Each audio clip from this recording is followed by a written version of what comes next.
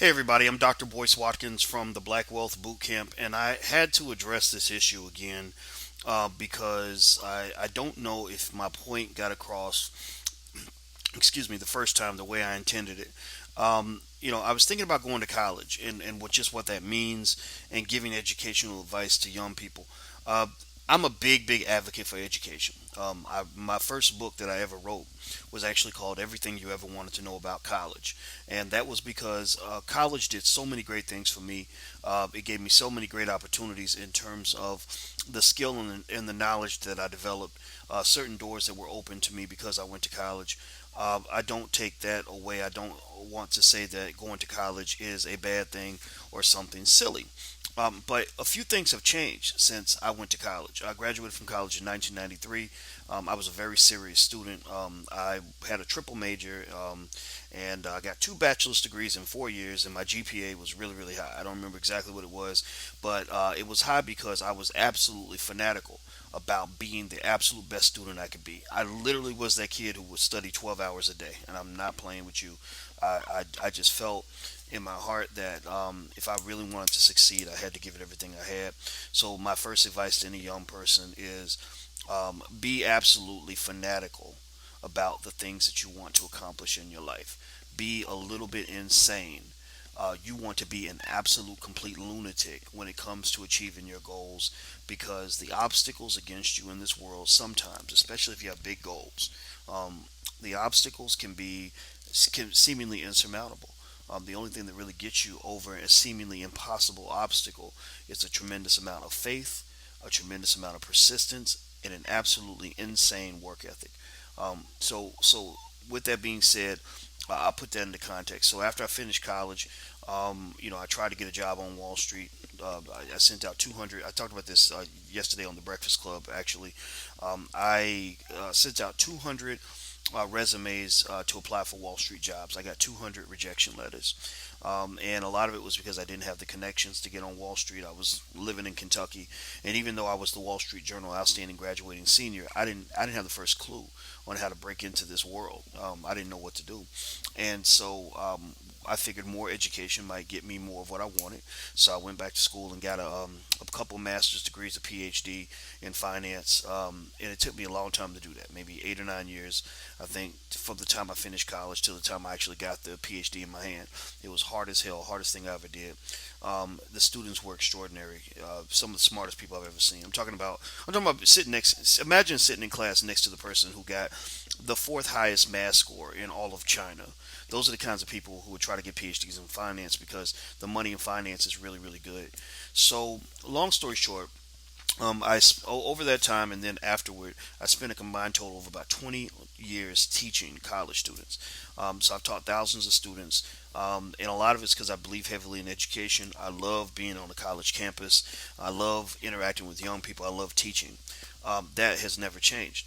But one of the things I've observed in terms of things that have changed in education is number one, the cost of education has gotten insane. Public policy has basically led to a situation where the cost of attending college has inflated beyond the point of affordability.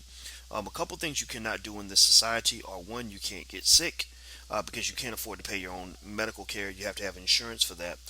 Number two is you can't afford to pay for your own education hardly anymore. It doesn't mean no one can do it, but it means that it's very difficult. And what they do is they said health insurance is a little easier. At least they give you insurance. With universities, they don't give you insurance against the cost of going to college. They give you debt, and debt is not it doesn't avoid the pain. It just delays and defers the pain. And so what I'm seeing now is I'm seeing scores and scores, countless numbers of people spending hundreds of thousands of dollars, I mean, going into debt over $100,000, sometimes 200,000, a quarter million in some cases if they go to law school, medical school, and all that, and literally entering their careers in a situation where they have a very high probability of dying in debt. At that point, you can't get sick and then have that debt piled on top of the other debt. You can't be slow to pay off that debt. The amount of debt that these students are getting is the amount that a lot of couples take on their first 30-year mortgage.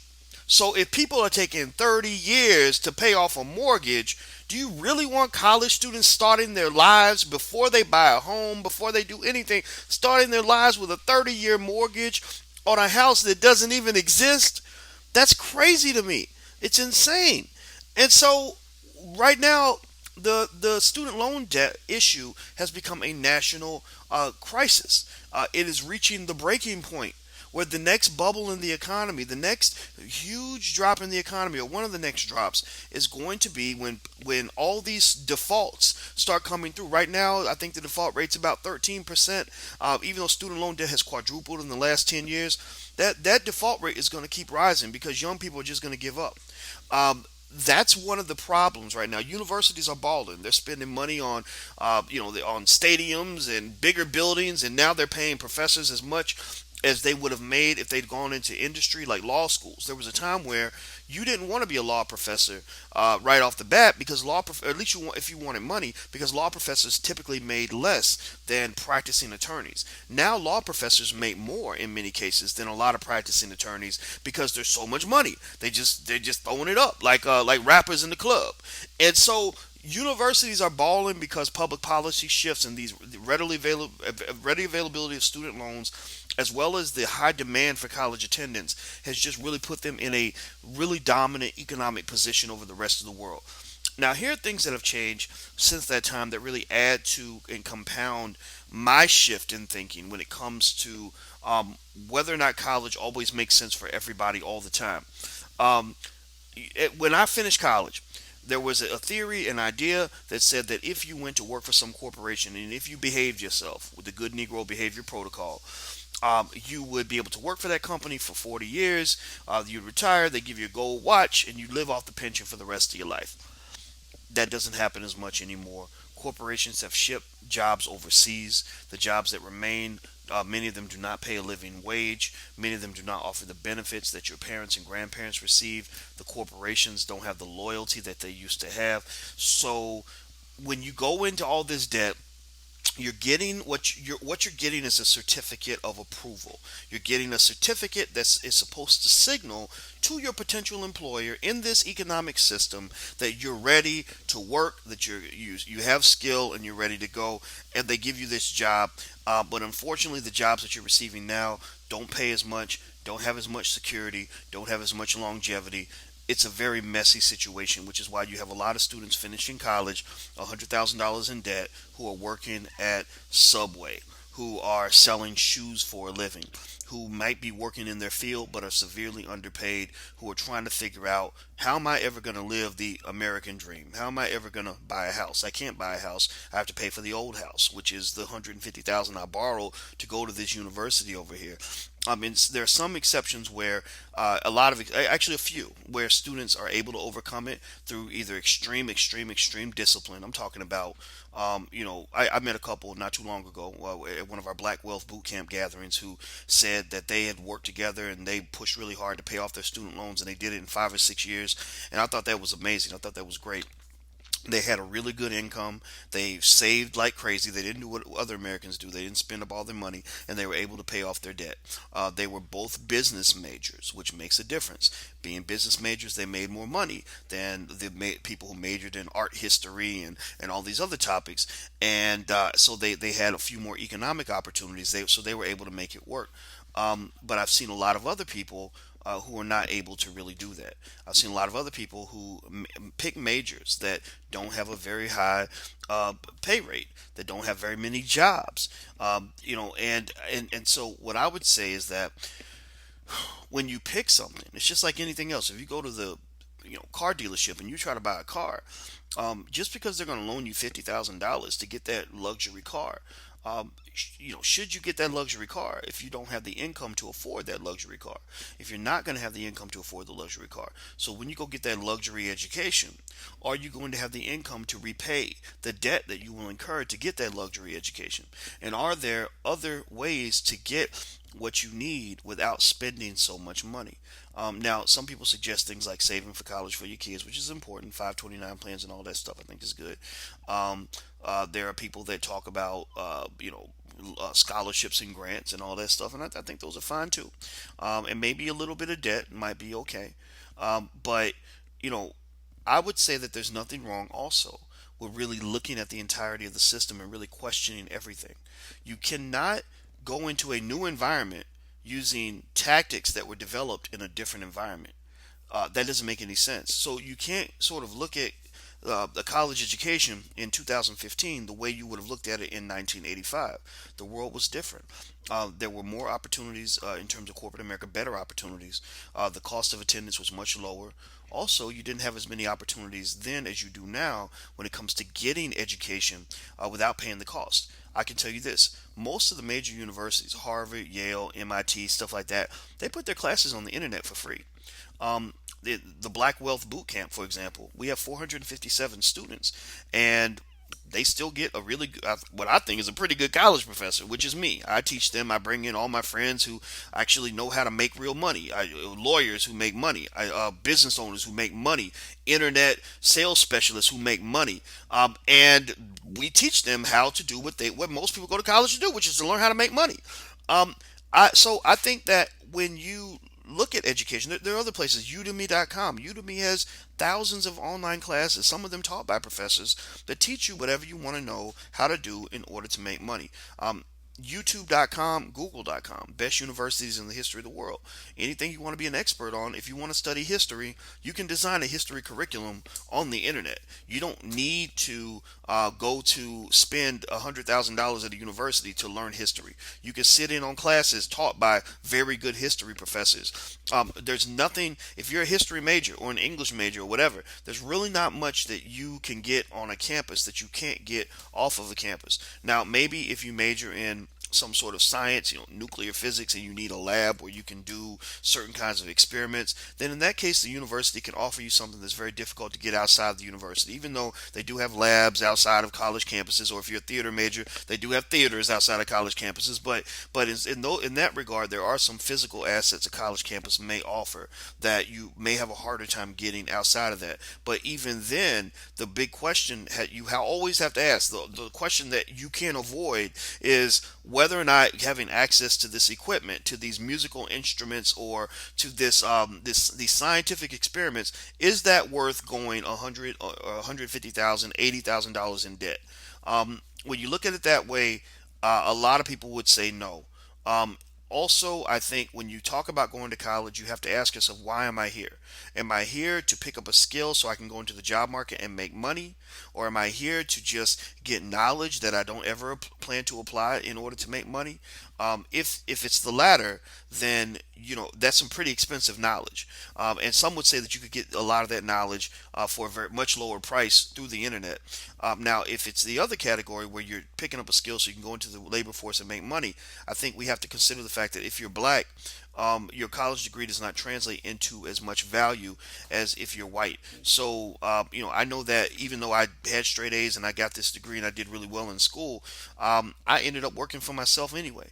And when I look at my life and I look at how I make my money now, which is actually far more money than I could have made working for other people, I look at my life in a situation as an example of something where credentials do matter. I mean, it does matter that I am Dr. Boyce Watkins. That's a good thing. But at the same time, you got a lot of people out here that never earned a PhD that still call themselves doctor.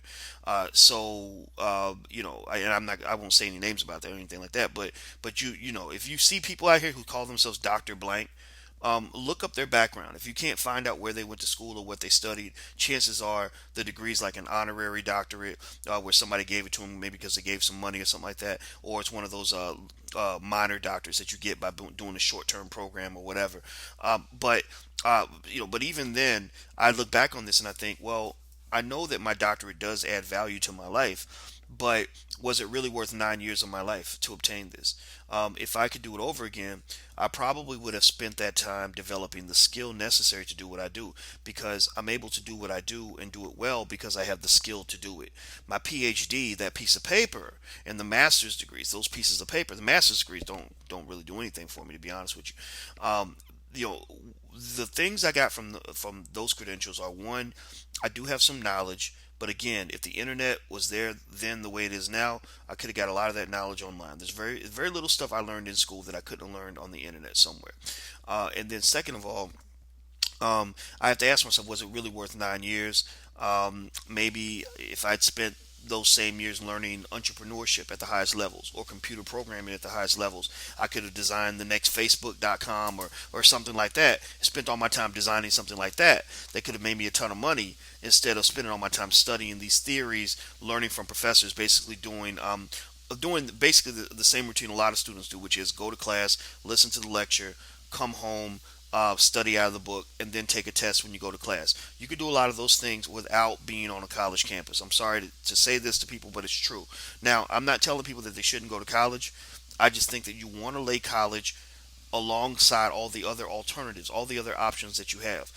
I can definitely say as well, when I hire people to work for me or to work with me, I don't really care a whole lot about your credentials in terms of where you went to school, whether you have a college degree or not. What a college degree tends to tell me is that there's a higher likelihood that you have communication skill, even though that's not guaranteed. A lot of college students, unfortunately, are graduating and they can't write worth a damn. It also tells me that maybe you have the ability to set a goal and stick to it and complete something that took 4 years for you to do, which is good. Um, it doesn't tell me a whole lot about whether or not you can actually do the job that's in front of you, and in some cases, it might actually be a liability because I would rather, if I had a choice between somebody who spent the last 3 or 4 years reading books in school versus somebody who actually spent the last 3 or 4 years doing what we do every day, I would rather have the latter person in a second. I have people that I work with that I trust that I will give any job to who never who barely finished high school, never went to college at all. And a lot of it comes down to the fact that I know that they know how to do the job, they know how to do it well. And sometimes students, when they go to college, which is this is unfortunate in this economic environment, they're given all this information out of a book. And I think specifically about business school students, many of whom are learning business from professors who've never run a business. So it's all fine and good if you can go out into corporate America and get the job that you're looking for and you're happy with that job. But it's not fine and good if corporate America does not give you the job you want and you end up having to figure out how to make money on your own. The real world does not really care a whole lot if you have a degree or not. They're going to just look at your product and see if it's worthy of buying. And if they don't want to buy it, they're not going to buy it. So that's all I really say about that. I'm not trying to say that going to college should be a yes or no decision. The default response that I tend to give if people ask me, should you go to college? I say, yeah, absolutely. I think education is valuable. But one of the things I learned over time is that there's a difference between going to school versus being educated. And there's a difference between education and knowledge. And there's a difference between knowledge and critical thinking skill. Going to school means that you went to school and you got the certification, maybe, or whatever, because you showed up every day. Being educated means you actually learn something in that process. I see a lot of students who have the piece of paper, but there's nothing about them other than the piece of paper that tells me that they earned the piece of paper, right? And then beyond education is knowledge. There are a lot of black people who are severely miseducated. The only thing worse than being uneducated is to be miseducated because your brain is filled with all the wrong stuff. And so it's easy to educate somebody who doesn't know anything and who acknowledges that. It's harder to educate somebody who's been severely miseducated because then you have to reverse all the damage that's been done by somebody else and reimplant relevant information that's meaningful to them as a black person in this country. White people educate us most of the time, and and the best thing most white people can teach us is how to be like them. They really can't teach us how to be like ourselves. That's because that's not who they are. And then critical thinking skill. That's very important too. There are a lot of people that might have education, knowledge, who went to school, but if you don't learn how to think for yourself, don't learn how to adapt to changing environments, don't know how to seek out information that you need to solve a specific problem at that specific time, then you will lose in this economy and in this environment. The internet has changed the game, everybody.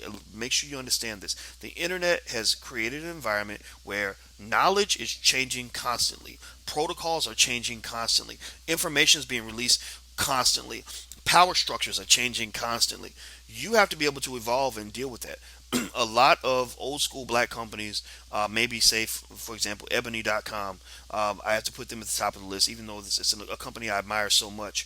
I feel that some of these companies have struggled because they didn't have the ability to really adapt. And so again, it's no criticism toward Ebony. Again, I love that company so much, and that's why it hurts my heart to see that they were so clingy to old school business models that I don't really know if they were able to adjust when the world started changing all around them. They were a little bit late to really dig into the internet the way they could have.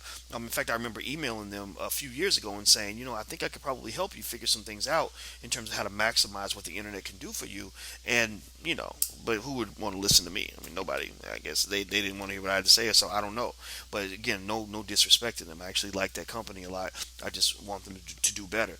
So bottom line in the story is this: if I were the best thing I could tell you is what I would tell my own child. Actually, believe it or not, my biological daughter. I have an adopted daughter. And I have some god kids. My biological daughter's the. She didn't finish college, and I think actually she's going to probably be the best off of all of my kids because they're all my kids. She's probably going to be the best off financially in the long run because she's very passionate about doing hair and makeup. And one thing one thing many of us know is that black women spend more on their hair than almost anything else. That is one of the biggest industries in America. So what we've talked about is not because she came to me and she said something about wanting to go back to school because I think that she wanted to make her dad proud. And I said, well, actually, instead of you going back to a university and getting deep in debt, let's figure out how you can get the skills you need to do what you want to do. Let's figure out how to start a business. Let's figure out you're already passionate about doing hair and nails. Let's figure out what certifications you need to do. You need to get in those areas so you can build a business and position yourself properly so that you can do what Madam C.J. Walker did over 100 years ago, or however long it was. And so far, she's doing really well. She has videos that have gotten over 1 million views on YouTube and Facebook, and she's happier than she's ever been because she works with her dad. I mean, who wouldn't be happy working with me every day, right? I'm being silly, and really just kind of, my response to her and what I've showed her really made me really think carefully about exactly what a college education is and is not good for. So it doesn't mean college is bad for everybody, but it also means college is not good for everybody either. There are a lot of people who do it and they don't end up happy. Another example I'll give you, and then I'll shut up and let you guys go, is my brother, he did get all the education. He went to college and then he got a master's degree at Cornell. But he's an entrepreneur. He runs his own business, and we both know that when you run your own business, your skill is what matters. That's what gets you over the hump. Your customers don't look at you and say, "Well, did you get a degree or not?" I don't know if I want to buy your cookies, because if you don't have a degree, your cookies don't taste as good if you don't have a degree than if you did. And so he actually wanted to go to school. He went to Cornell, but when he went to Cornell, when he graduated, he didn't even want to take a job with his classmates. He just wanted to go to Cornell to get the networking and also to be in class with certain kinds of students. And now that's a benefit, I think, that you can get from going to school. But even now, with the Black Wealth Boot Camp, for example, we have 457 African American people, all of whom are interested in owning their own business, or almost all of whom. And what I'm seeing already is that they're creating businesses together. They're making money together. And so, given that a lot of us go to school just to find ways to make money, I'm finding that this option was a much better low cost option for people to get what they needed, as opposed to spending $100,000 going to somebody's university. So anyway, that's all I really want to say. Don't accuse me of saying that black people shouldn't go to college. I did not say that. But I want you to, Ed Worth accused me of saying that black people should consider all of their options. You should think them all through. You should make sure you know what you want. You should make sure you know what the cost, the long and short term cost is of every option, and make sure that the choice you make fits your plan in the way that you deem to see fit. Don't let anybody tell you how to live your future or how to design the future for your children. That's all I really want to say. I'm Dr. Boyce Watkins from the BlackWealthBootCamp.com. Until we meet again, please stay strong, be blessed, and be educated. I'll talk to you guys soon. Peace.